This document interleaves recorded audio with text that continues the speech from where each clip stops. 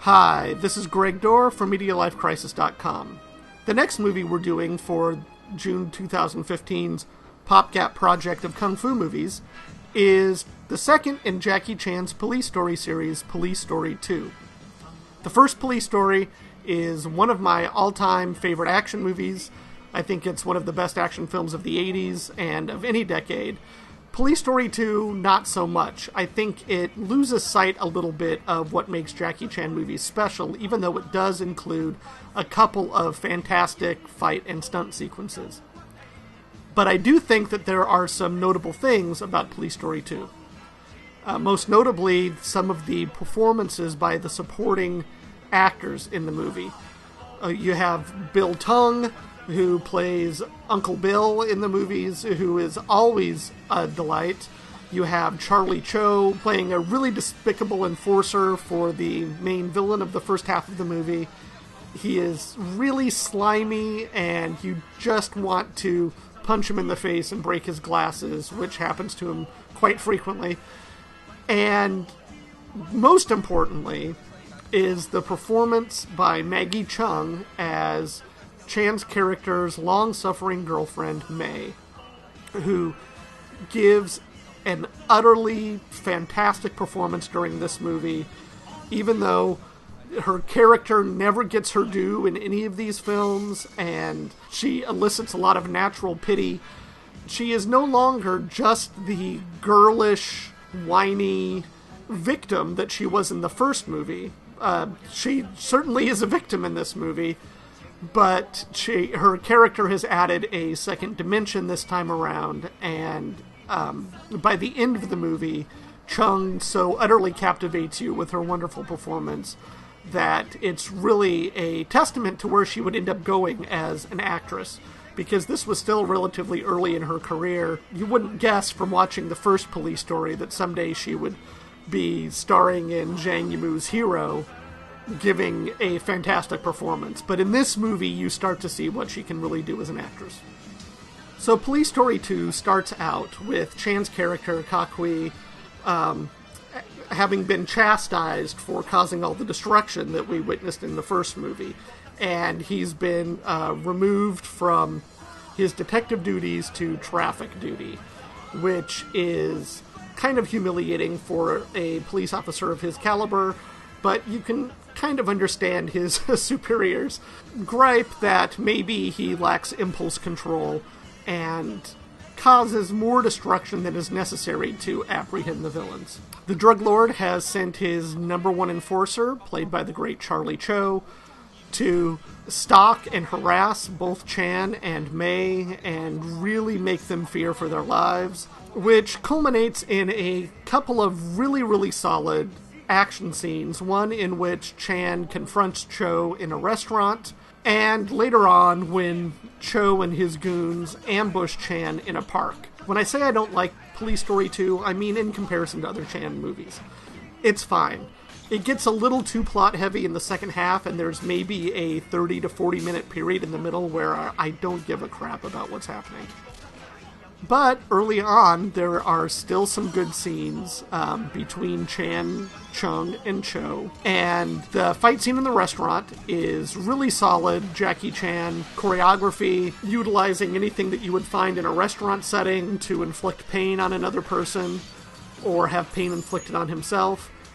And the same goes, maybe less so for the scene in the park, which is longer and very well done, but it's just not as memorable as, say, the fight scene in the parking lot in the first Police Story movie, or the finale in the mall in the first Police Story movie.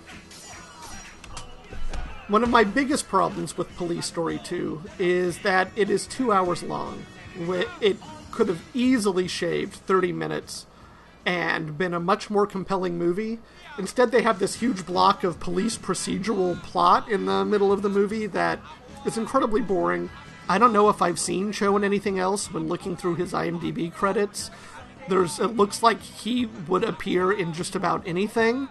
He's got a ton of credits, and some of it is maybe not so family-friendly as the Police Story movies, but I'm going to have to try to search out some other things he was in because I just love him in this movie. Part of the emotional and psychological abuse that Chan inflicts on May during the course of Police Story 2 is that he resigns from the police force and vows to spend more time with her, and which absolutely delights her. They plan to take a vacation together. They even board the plane and are about to take off when Chan's police superiors take him off the plane and beg him to help them hunt down a serial bomber. Unfortunately, this leaves May alone on a plane that's about to take off without her passport, which makes her not too happy later on in the movie. And it really makes you wonder when May is finally going to grow a pair and just call it quits. And it doesn't take long for her to do so, because she is pretty humiliated and infuriated by being stranded on that airplane. So she really lets him have it, and you think, good for her, way to go, May. You've really stepped it up during Police Story 2. You're fighting back against villains, and you're letting Kakui know exactly what you think of the way that he always treats you. The final humiliation for May, she's kidnapped by the villains, who read out loud her breakup letter to Chan, which she had not been able to deliver to him previously. Cheung is just so fantastic in this scene. If you thought May was silly or mawkish earlier, Cheung really, really humanizes her character in a genre that made regular practice of kind of dehumanizing its female characters. The one thing in this movie that really pays off is the depth that's added to her character, and it allows her to give a simply amazing performance that is heartbreaking. After that incredibly long middle period, which is just plot, they finally get to the finale, which delivers what you want from a Chan movie. It has a really fantastic, long finale, full of amazing stunts and action, and it takes place inside a fireworks factory. Again, Chan is at his fiercest here. Chan's characters, by the end of his Police Story movies at least, are at the end of their rope. He wants to show a man who has been beaten, abused, and unraveled, and arresting the criminals is as much a personal act of revenge as it is a matter of law and justice. It really infuses his finales with a lot of tension and excitement, aside from just the normal amazing stunt and fight choreography. And finally, of course, the ending is a bit bittersweet, because it seems that May is back with Kakui again, ready for more abuse in Police Story 3 Super Cop. It really seems like this movie should have been the end of their relationship. But like the classic abused spouse or girlfriend, she can't let him go. Okay, now that we've done our review, let's go ahead and add Police Story 2 to our flick chart and see where it lands on our chart. So the first movie we're going to rank it up against is last year's animated feature, The Box Trolls, which I thought was well designed, sort of an annoying story. I didn't love it. I'm also a bit ambivalent towards Police Story 2, as it's not one of my favorite Jackie Chan movies, but I do like it better than The Box Trolls. Next up, the Will Ferrell comedy Old School, also with Luke Wilson and Vince Vaughn. It's a movie with a lot of diehard fans, and I'm not one of them, but I do think it's generally amusing, so I'm going to pick Old School in this case. Heavy. Heavy is an indie drama by James Mangold. I think it was his feature debut or something close to that. It has been a long time since I've seen that. Heavy, what I can remember of it, I thought it was a very good, small, quiet drama, so I'm going to vote for Heavy right here.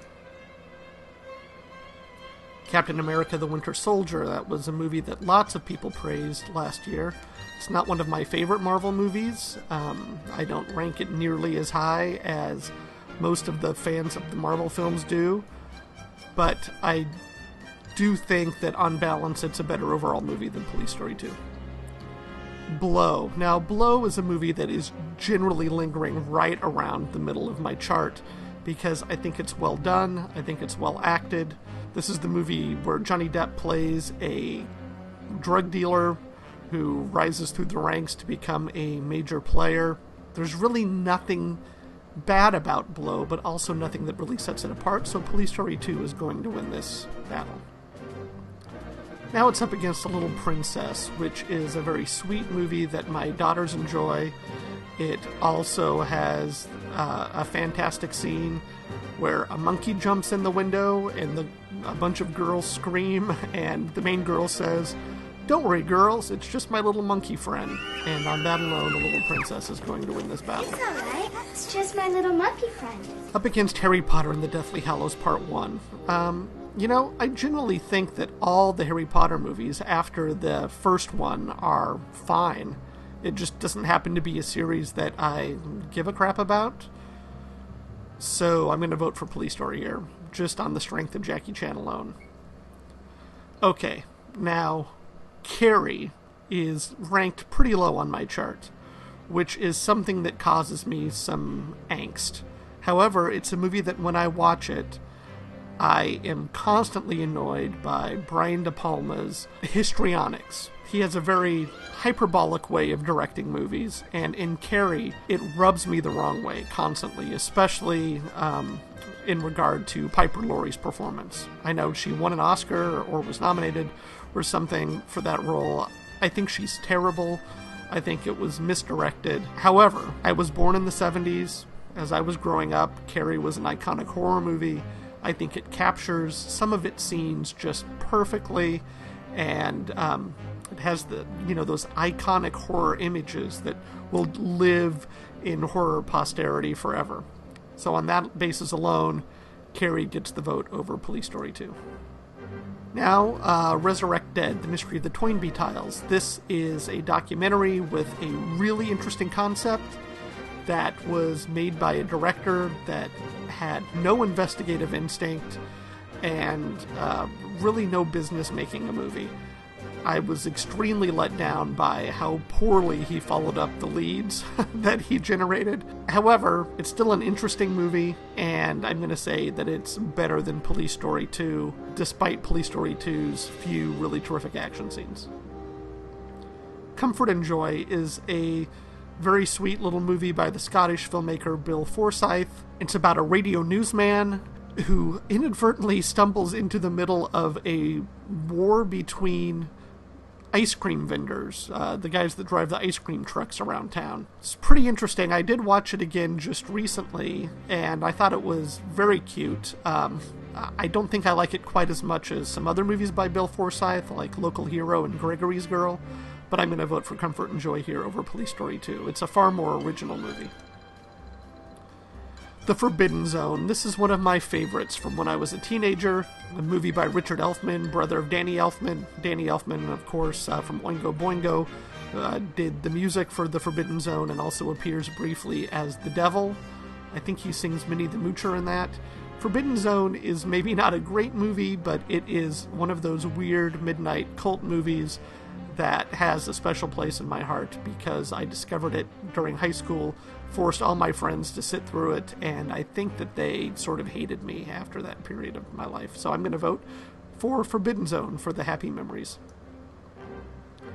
Sleepaway Camp is a classic early 80s slasher movie that has just weirdness running through it at its core. Fantastic ending. A lot of nonsense in there, but fascinating nonsense. Sleepaway Camp definitely is the winner here. So we get Police Story 2 ending up in the middle of our flick chart, pretty much just in the upper half at 14-18 between Harry Potter and Sleepaway Camp. I do think that Sleepaway Camp should be raised up a little bit. Maybe I'll address that off mic. So now that we have a final ranking spot for it, let's find out where Police Story 2 fits in here on our master list of our favorite martial arts movies according to Flickchart. It's down here, it looks like, right around Snake and the Eagle's Shadow, Boxer's Omen, Let's bring up the detailed list so we can get a ranking number for it here. All the way down here. This looks pretty accurate. There's lots of great movies up here above it, including some of my favorite exploitation movies from the 80s.